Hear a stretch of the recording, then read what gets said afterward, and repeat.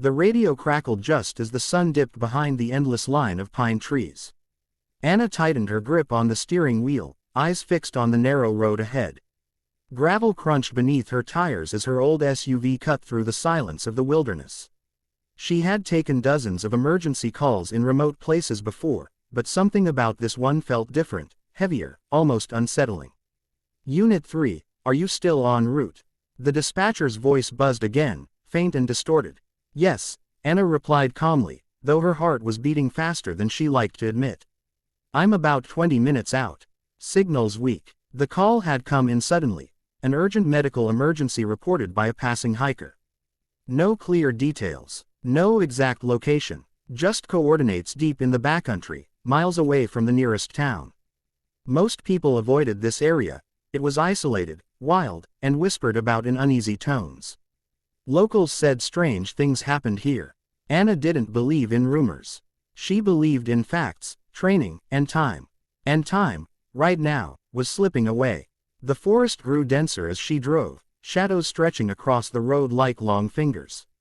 Fog rolled low between the trees, clinging to the ground. Anna glanced at the dashboard clock, then at the fuel gauge. Enough to get there, enough to get back, she hoped. Her phone lost signal completely. Great, she muttered, exhaling slowly. She forced herself to stay focused. Whoever was out here needed help. That was all that mattered. She rounded a sharp bend when something caught her eye, a flicker of movement off to the right. Anna eased off the gas. At first, she thought it was an animal. Then she saw the water. A narrow river ran parallel to the road, swollen from recent rains. The current was fast, dark, and cold-looking even from a distance. And then she saw her. A woman. She was struggling in the water, her arms thrashing weakly as the current dragged her toward deeper rapids. Long dark hair clung to her face, and her clothes, layers of flowing fabric, were soaked and heavy, pulling her down. Oh no, Anna whispered. She slammed the brakes and jumped out of the car, her boots skidding on wet gravel. Training took over instantly. She scanned the riverbank for a safe entry point, her mind racing through rescue protocols. No rope, no backup, no time. The woman's head dipped under the water for a terrifying second before she resurfaced, gasping. Her eyes met Anna's from the river, wide, dark, and oddly calm despite the panic of the moment. I've got you, Anna shouted, though she wasn't sure the woman could hear her over the roar of the water. She rushed along the bank until she found a shallow slope. The cold hit her like a shock as she waded in, the current tugging at her legs immediately. She braced herself against a submerged rock and reached out.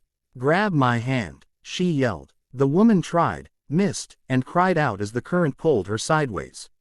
Anna lunged forward, water splashing up her chest, numbness creeping into her limbs. With one final stretch, her fingers closed around the woman's wrist. The contact sent a strange jolt through her body, sharp and sudden, like static electricity. For a split second, the world seemed to tilt. Images flashed behind Anna's eyes, firelight, whispered words, spinning cards, a circle of candles reflected in dark water. She gasped, nearly losing her footing. What was that? She thought, shaken, but there was no time to dwell on it. Gritting her teeth, Anna pulled with everything she had, inch by inch dragging the woman toward the bank. The current fought them, but finally, with a last surge of effort, they collapsed onto the muddy ground. Anna lay there for a moment, chest heaving, rain mixing with sweat on her face. The forest was silent again, as if nothing had happened. She rolled onto her side and looked at the woman she had saved. Up close, she looked older than Anna had thought, lines etched into her pale face, eyes still closed. Strange jewelry hung from her neck, small charms clinking softly. A deck of worn cards spilled from a soaked pouch at her waist. A fortune teller. Anna swallowed. She'd seen people like this before at fairs and festivals, but never out here.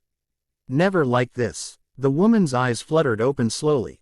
When she looked at Anna, a faint smile touched her lips, one that didn't match someone who had just nearly drowned. You were not meant to be late today, the woman said softly. Anna froze. What? She replied. You're safe now. Don't try to move. I'm a responder. I was on my way to an emergency call. The woman's gaze sharpened, studying her as if she could see straight through her. Yes, she murmured. I know. A chill ran down Anna's spine, colder than the river water. As the wind rustled the trees around them, Anna suddenly realized something unsettling. Anna wrapped her jacket around the woman's shoulders, her hands still trembling, not from the cold anymore, but from the strange current that had passed through her when they touched. She pushed the thought aside and focused on what she knew. Airway, breathing, circulation. Can you tell me your name? Anna asked, kneeling beside her. The woman sat up slowly, water dripping from her hair and sleeves, dark eyes fixed on Anna with unsettling clarity. Names change, she said gently. But people call me Mira. Anna frowned. All right, Mira, do you feel any pain? Dizziness? Trouble breathing? Mira tilted her head, as if listening to something Anna couldn't hear. The river was not meant to take me today, she replied. You were meant to stop it. That doesn't answer my question, Anna said, trying to keep her tone professional. You almost drowned. We need to get you warm and checked. Mira's lips curved into a faint smile. You already know I will be fine. Anna opened her mouth to respond, then stopped. A wave of dizziness washed over her, sudden and intense. She grabbed the edge of the riverbank to steady herself. What the? She murmured. The forest around her seemed to blur. The colors deepened, shadows stretching unnaturally. For a heartbeat, she smelled smoke and wax again. She blinked hard, and the sensation faded. Mira was watching her closely now. You felt it, Mira said quietly. The door opened when you touched me. Anna's pulse spiked. What door? The one you've been standing in front of your whole life. Anna let out a sharp laugh, more from nerves than amusement. Look, you've been through a shock. That can cause confusion, hallucinations. Let's get you to my car. She reached out to help Mira stand, and the moment their skin touched again, the world shattered. Anna wasn't by the river anymore. She stood in a dim room lit by dozens of candles. Symbols were drawn in chalk on the floor, forming a circle around her feet. Someone was chanting in a low, rhythmic voice. Cards lay spread out on a table, images shifting, changing, coming alive. She saw herself, but older, exhausted, standing alone in a storm. She saw fire consuming a house she somehow recognized but couldn't place. She saw a pair of eyes in the dark, watching, waiting. And then she saw Mira, standing behind her, one hand resting on Anna's shoulder. Enough, Mira's voice echoed. Anna gasped and stumbled backward, slamming into the muddy riverbank. She cried out, clutching her head. Mira knelt instantly beside her. I'm sorry, she said, for the first time sounding genuinely regretful. I should not have let it rush in like that. Anna stared at her, breathing hard. What did you just do to me? Mira met her gaze without flinching. I showed you the truth. The truth about what? Anna demanded. Because if this is some kind of trick. It is not a trick, Mira interrupted softly. You have the sight, not fully awakened, but strong. Stronger than mine ever was. Anna shook her head violently. No, I don't believe in this. I save people. I don't see visions. Mira reached into her soaked pouch and pulled out the deck of cards Anna had noticed earlier. Despite being drenched, they looked impossibly intact. Mira shuffled them slowly, deliberately, then drew one card and placed it face up on the ground between them. A woman stood on the card, blindfolded, holding a sword. Behind her, a storm raged. Justice, Mira said. Choice. Balance. Anna stared at the card, her throat tight. You could say anything and make it sound meaningful. Mira smiled sadly. Then tell me why your left hand aches when storms are coming. Why you dream of places you've never been. Why you were able to pull me from a current that should have taken both of us. Anna opened her mouth, then closed it. Her left hand did ache during storms. She had never told anyone that. How do you know that? She whispered. Because I saw it, Mira replied. Years ago, long before today. Silence pressed in around them, broken only by the river's low roar. Anna felt exposed, as if layers she didn't know she wore were being stripped away. I didn't ask for this, Anna said finally, her voice cracking. No one ever does, Mira answered. But fate rarely waits for permission. Anna looked toward her SUV, half hidden by trees. The emergency call she'd been rushing to felt distant now, unreal. Yet the weight of responsibility still tugged at her. I need to finish my call, she said. And you need medical attention. Mira nodded. I will come with you. Anna hesitated. Why? Because if you leave me here, Mira said quietly, what comes for you next will find you unprepared. A cold knot formed in Anna's stomach. As they made their way toward the road, Anna couldn't shake the feeling that her life had just split in two. And there was no going back. The SUV's headlights cut a narrow tunnel through the forest as Anna drove, her knuckles white on the steering wheel. Mira sat quietly in the passenger seat, wrapped in a blanket, hands folded in her lap as if in prayer. The heater hummed, but the warmth did nothing to ease the tension coiled in Anna's chest.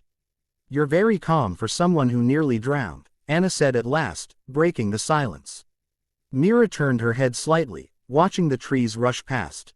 When you have seen many endings, she replied, one more almost end loses its power. Anna swallowed. You keep talking like you know what's coming. I know what can come, Mira corrected gently. What wants to come? The radio crackled suddenly, making Anna flinch. Unit 3, if you can hear me, the patient at the coordinates is no longer responding. Do you copy? Anna's heart dropped. Dispatch, this is Unit 3, she said quickly. I'm back on the road. I had an unexpected rescue. I'm 10 minutes out. A pause. Static hissed. Copy that, Unit 3. But hurry. Anna ended the transmission and pressed harder on the accelerator. Mira closed her eyes. You will be too late. Anna shot her a sharp look.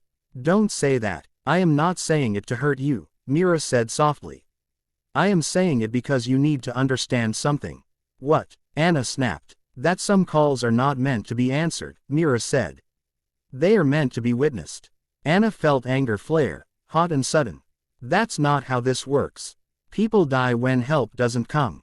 Yes, Mira said, opening her eyes. And sometimes, people die so something else can begin. Anna didn't respond. She focused on the road, jaw clenched. Refusing to engage, she had heard enough mystic nonsense for one night. They arrived at the coordinates minutes later, a small clearing with a single, weather-beaten cabin crouched among the trees. An ambulance was already there. Red lights pulsed silently, painting the forest in slow, rhythmic flashes. Anna stepped out of the SUV and was immediately met by a paramedic she recognized. You're late, he said quietly. I know, Anna replied, her voice tight. What happened? Cardiac arrest, he said. By the time we got here, there was nothing we could do. Anna felt the words land like a physical blow. She stared at the cabin door, guilt surging through her. If she hadn't stopped, if she had just kept driving. Mira appeared beside her, her presence suddenly grounding.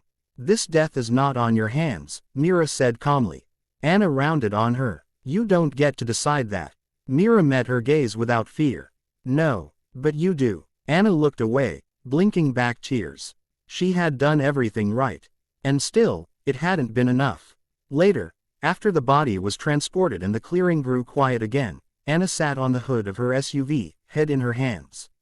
The forest felt different now, closer, watchful. Mira approached slowly. The man inside the cabin, she said, was the one who called for you. Anna looked up sharply. What? He knew he was dying, Mira continued. He wanted a witness, someone who would carry what he could not finish. Anna shook her head. That makes no sense. Mira reached into her coat and pulled out a folded piece of paper, dry despite the rain. She handed it to Anna. They found this on his table, Mira said. He was writing it when his heart failed. Anna unfolded the paper. Her breath caught. It was a name. Her name. Anna stared at Mira, blood roaring in her ears. How could he? Because he saw you, Mira said. Not with his eyes, with the same sight that has been stirring in you since childhood. Anna's mind raced, fragments of memories suddenly connecting. Dreams, instincts, moments she had dismissed as coincidence. I don't want this, she whispered. Mira placed a hand over Anna's. This time, the touch was gentle, controlled. The visions came, but softly. Anna saw the road ahead branching into countless paths. Some were dark, some burned. One glowed faintly but steadily. That path, Mira said, sensing what Anna saw, as the one where you learn to see without fear. Tears slid down Anna's cheeks. And if I refuse? Myra's expression was tender, but firm. Then the door will close for you.